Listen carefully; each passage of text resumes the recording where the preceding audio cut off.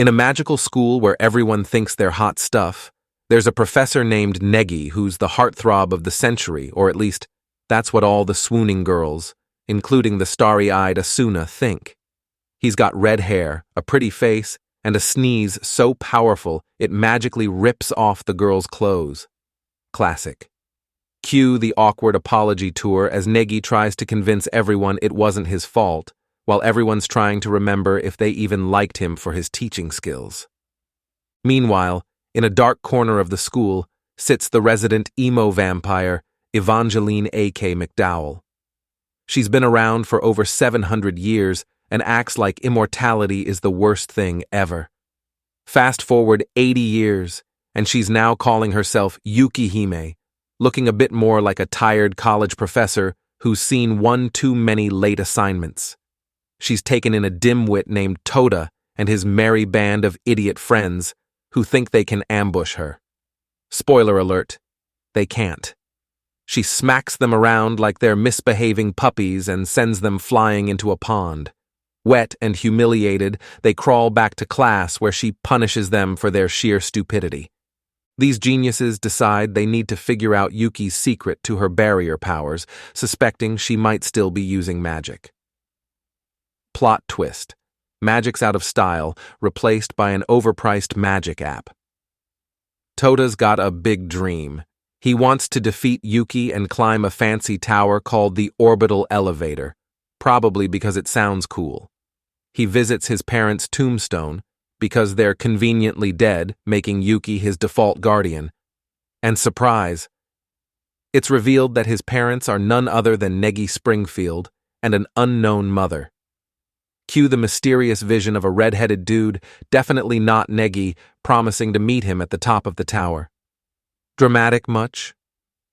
Tota, desperate to not be useless, begs Yuki to teach him magic, but she tells him to stick to martial arts, probably because she can't stand to see him embarrass himself with a wand.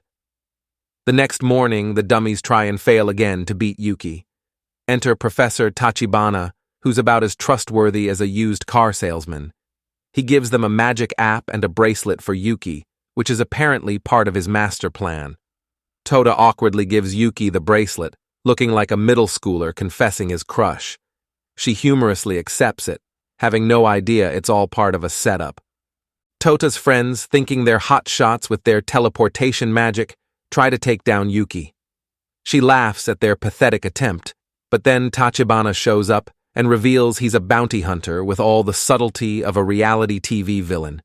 He disables Yuki's powers with the bracelet, and it turns into a bad episode of Who Wants to Be a Vampire Slayer. Tota jumps in to help, only to get his arm chopped off because, well, he's Tota. Yuki gets shredded into pieces, but still manages to give Tota some last-minute life advice through her dismembered head. In a bizarre twist, Tota drinks Yuki's blood, or something equally weird, unlocking his hidden immortality.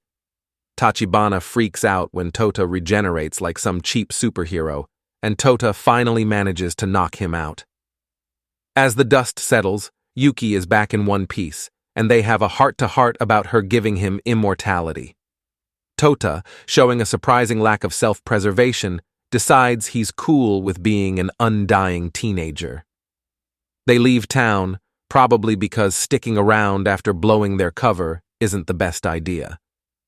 Tota waves goodbye to his friends, promising to meet them at the tower, while Yuki just rolls her eyes, wondering if she really signed up for an eternity of babysitting this kid.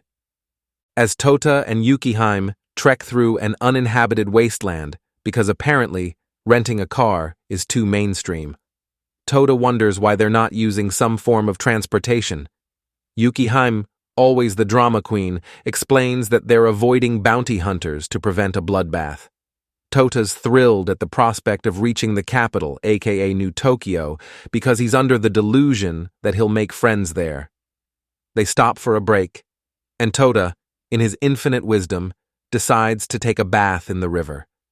The idiot lets the current carry him, only to collide with something soft. Surprise, it's a butt. The owner, not amused, kicks him out of the water and clarifies they're not a woman. Awkward. The person introduces themselves as Tokisaka Kuromaru, and they're not too impressed with Tota, who somehow dodged their attack. Tota, ever the clueless one, gets excited hearing Kuromaru's from the tower and assumes they must be rich. Kuromaru, however, is on a mission to find and defeat Evangeline, aka Yukihime, because apparently nothing screams family love like hunting immortals. Just as Tota's day couldn't get weirder, Yukihime shows up, and Kuromaru attacks her, failing miserably. Yuki recognizes Kuromaru as a member of the Shinmei Ryu, her old nemesis clan, and calmly explains to Tota that Kuromaru's a vampire hunter. Tota, bless his naive heart, is upset because he thought Kuromaru could be his friend. Kuromaru powers up and goes for another round with Yuki, only for her to casually poke a hole in his chest. Tota freaks out, thinking she's killed him. But surprise! Kuromaru's also immortal. Yuki offers a deal. Kuromaru can fight her if he beats Tota first. They agree, and Tota, ever the genius, decides the loser has to fulfill the winner's wish. They fight, and Kuromaru, thinking he's won by decapitating Tota, gets a rude awakening when Tota reattaches his head and knocks him out. Tota's wish? He wants Kuromaru to be his friend. They even sign a contract, because why not make a cringy moment legally binding? Later, the two immortals bond over a bath, where Kuromaru spills his tragic backstory about being kicked out of his clan for being immortal.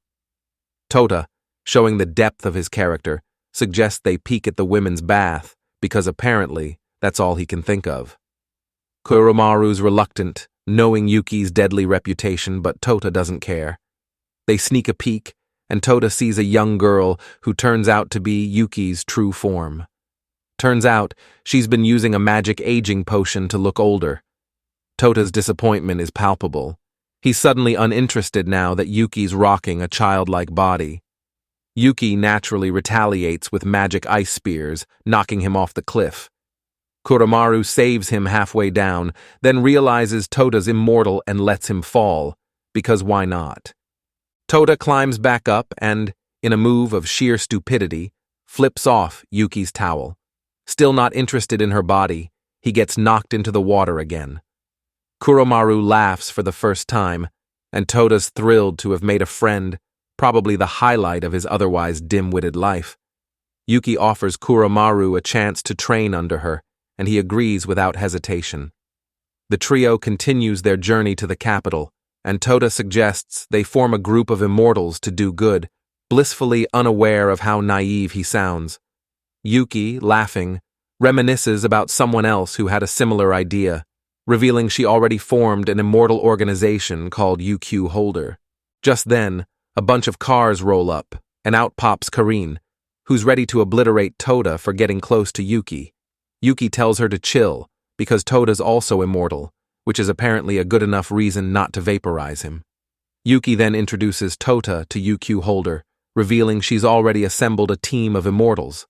Tota, the eternal optimist, is all set to join, blissfully unaware of the chaos he's signing up for.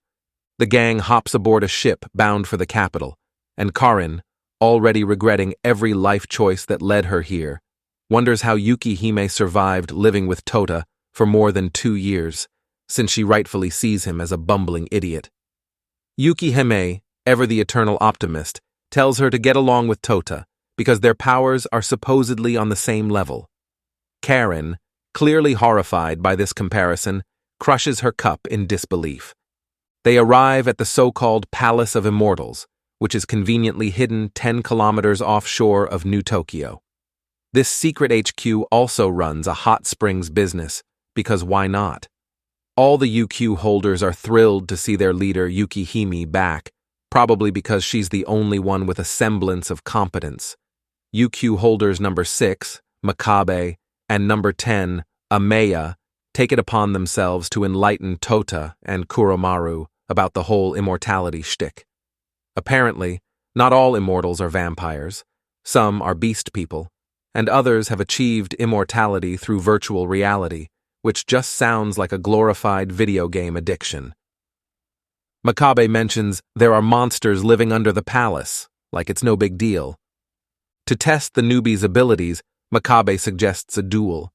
Karin, who's apparently craving some entertainment, decides she'll fight Tota, while Kuromaru takes on Makabe. Tota, predictably, charges at Karin and gets his butt handed to him in seconds. Kuromaru's fight with Makabe isn't much better. Makabe relies on experience and intuition, easily outclassing Kuromaru, who's quickly exhausted.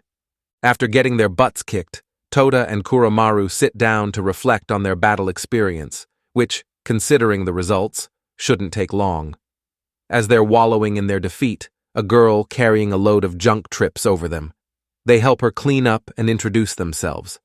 The girl, Shinobu Yuki, turns out to be part of the UQholder crew. Meanwhile, Yuki Hime is in her office, pondering whether Tota, being Negi's grandson, can pass the same kind of test Negi once faced.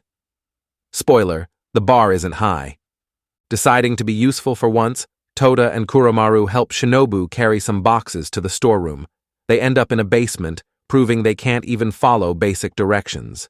There, they encounter UQholder, number 2, Jinbei Shishido, who seems powerful just by being number 2 in this circus. Jinbei shows them a sword stuck in a brick, suggesting Tota give it a shot at pulling it out. Tota, in a rare moment of clarity, listens to the sword's instructions and pulls it out effortlessly, shocking Jinbei, who can't believe the sword chose such an airhead. The sword, Kurobo, has magical abilities, like adjusting its weight, which Tota now has to master. Great, another thing for him to screw up. Days pass, and Tota and Kuromaru continue their training, with varying levels of success. Kuromaru challenges Makabe again, and Tota faces off with Karin. In a surprising turn, Kuromaru actually wins by using a clever trick, moving his severed hand to strike Makabe from behind. Makabe, who has a ridiculous number of lives, admits it's been a while since he lost one. Kuromaru earns his place in UQholder, proving even a blind squirrel finds a nut sometimes. Tota's fight with Karin is more intense. Shinobu, the cheerleader no one asked for, is in the distance cheering him on, blissfully unaware of a monster creeping up on her. Tota, for once prioritizing correctly, abandons the fight to save her. Karin, apparently not as heartless as she looks, helps by leading the monsters away. One of the monsters turns back, and Tota heroically jumps in, saving Shinobu and crushing the monsters with the dial on his sword, cranked up to 50,000. The aftermath leaves a giant crater, because subtlety is not Tota's strong suit. Karin reports to Yukihime that Tota has technically defeated her, so he's officially in the UQholder family. Yukihime, still concerned about the monsters escaping, suspects Jinbei has something to do with it. She forces him to join Tota and Kuromaru on a monster hunting mission, because apparently every mess needs a cleanup crew, and they're it. Kuromaru and Tota are summoned to Yukihime's office for their first mission. Yukihime informs them that they'll be tagging along with Karin, because apparently babysitting idiots is part of her job description. Tota, ever the naive optimist, thinks they'll be chauffeured in style, only to find out they're hoofing it on foot. As they jog along, Karin spills the beans. They're off to stop some goons from eradicating the poor. The UQholder's mission is basically save the day, one cliché at a time. They reach a church where the villains are up to no good. Tota, in his usual oblivious manner, jumps in and knocks everyone out without even knowing it. The trio decides to hang out with the poor folks for a few days, with Tota playing the role of a glorified chef and handyman. His cooking's a hit, even with the goons who were knocked out earlier, because apparently they can't resist his culinary charms. Tota starts wondering if he's the next master chef or just a wannabe superhero. Karin then introduces Tota to the concept of flash step, because apparently running faster is the pinnacle of hero training. Tota, with all the grace of a drunken toddler, starts practicing. Just as he's making a mess, a guy shows up, promptly smacks Tota into a pile of trash, and critiques his pathetic attempt at flash step. This guy, Kaido, moves with the finesse of a ninja, and even draws at super speed, because nothing says badass like speed drawing. Kaito offers to teach Tota the proper way to flash step, though he doesn't seem too enthusiastic about it. Tota, clueless as ever, thinks this is the start of a beautiful mentorship. As Tota trains under Kaito's watchful eye, everyone else is blissfully unaware of what he's plotting. Meanwhile, Kaito chats with another weirdo, Nagumo, who warns him not to get too attached to Tota. Kaito, showing his true colors, transforms into a werewolf. It turns out he and his buddies are immortal hunters, and their grand plan is to off Tota and his comrades. Real subtle, Kaito. As if things weren't chaotic enough, a bunch of masked weirdos attacks the guards, and Karen, enjoying some bathroom solitude, gets ambushed by Chow, a guy with the charisma of a wet towel. Chow's big plan is to shove a stick in Karen's mouth, discovering she might be immortal but still feels pain. Chow, a proud member of the powerful hand security firm, is there to delay Karen. Mission accomplished, I guess. Meanwhile, Tota notices the slums are on fire, because of course they are. He and Kuromaru, who shows up to spill the beans on the situation, are quickly surrounded by the masked goons. Enter Nagumo and his wolf pal, who waste no time taking Tota out of commission with a crucifixion spell. Kuromaru, left to clean up the mess, fights the wolf with all the skill of a flailing fish. Back in the bathroom, Chow continues his riveting battle with Karen, who manages to get pinned to the wall. Shadow dolls show up to add to the chaos, because why not? Kuromaru, meanwhile, is getting pummeled by the werewolf, who speeds around like he's in a cartoon. The wolf lands several heavy blows, leaving Kuromaru struggling to stay conscious. And that's how our hapless heroes manage to turn what should be a simple mission into a chaotic mess, proving once again that even immortality can't fix stupidity. Kuromaru finds himself sprawled next to Tota, who's utterly useless thanks to a wolf-carved seal. Apparently, being a vampire means this seal works overtime. The wolf, ever the overachiever, pins Kuromaru down with iron pillars and some extra ice for good measure, calling him little lady, as if to subtly hint that Kuromaru might be a girl. Because, gender ambiguity is a plot twist no one saw coming. Enter Ruki, the pint-sized hero wannabe, who bravely steps in between the wolf and the immobilized duo. Kuromaru screams at him to scram, because clearly, the kid's best defense mechanism is running away. Meanwhile, in the bathroom, Chow, the creepiest villain on Earth, rants about his creepy obsession with Karen. He's been stalking her like a love-struck weirdo and decides that licking her body is a good idea. The wolf outside, doing his mercenary duties with all the enthusiasm of a guy clocking in for a boring 9 to 5, grabs Ruki, contemplating adding kid killer to his resume. Kuromaru makes a dramatic save, but before he can get too heroic, Tota somehow shrugs off the wolf's seal and steps up, dark aura and all. Cue collective gasps, and everyone wondering how this numbskull is moving. Back in the creeper's corner, aka the bathroom, Karen finally decides she's had enough of Chow's nonsense and kicks him where it counts. He hits the floor, and she lights up like a Christmas tree, revealing her holy powers. Apparently, being a vampire doesn't stop her from being blessed by divine intervention. She beats the snot out of Chow because, why not? Nagumo, clearly bored by the proceedings, casually asks Tota if he knows what the heck is going on with his hands. Tota, as clueless as ever, doesn't know. The wolf charges, but Tota punches him before he can react, much to the wolf's twisted delight.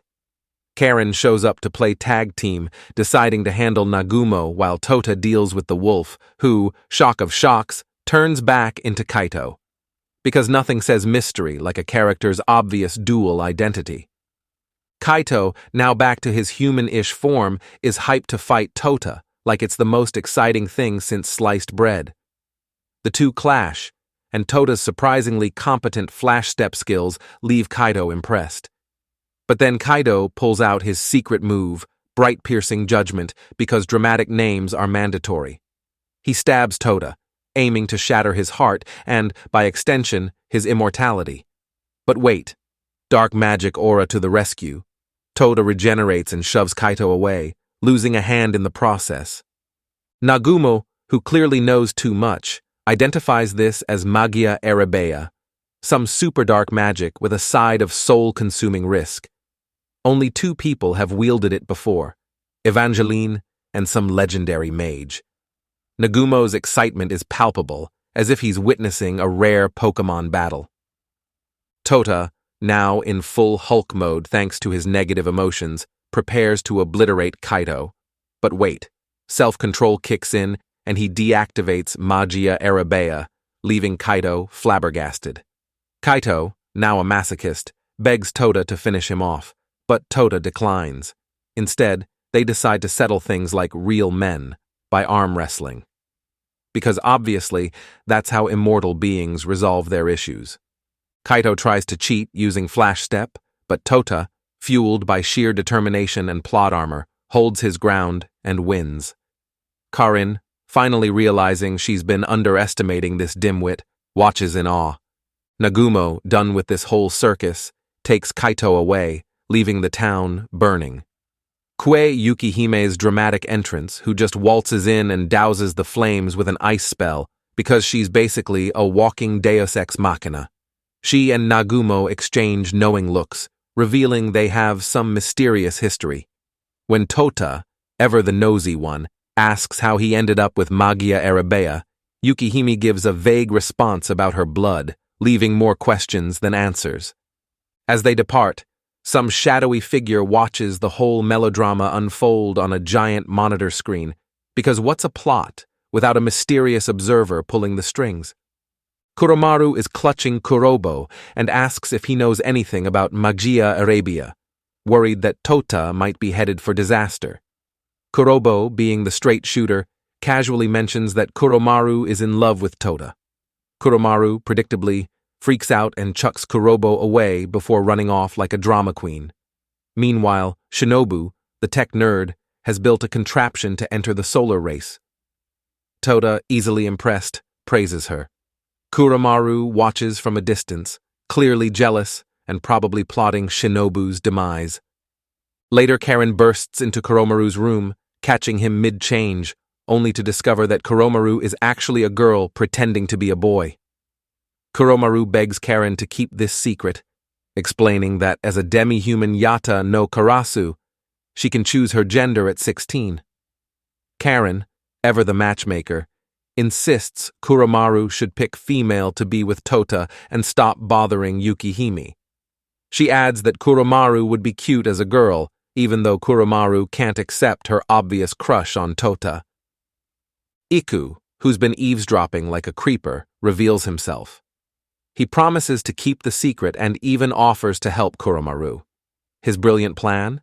Disguise Kuromaru as a girl, dye her hair blonde, because apparently that's Tota's type, and go on a date with him. This master plan is so dumb, it might just work. Kuromaru, now Kuryu, convinces Tota to give her a tour of the town, posing as Kuromaru's sister. Meanwhile, Karin and Iku celebrate the success of their terrible scheme until Iku realizes he's stuck with all of Kuromaru's chores. Classic. Kuryu asks Tota to borrow Shinobu's new vehicle, and they set off to explore the town via water.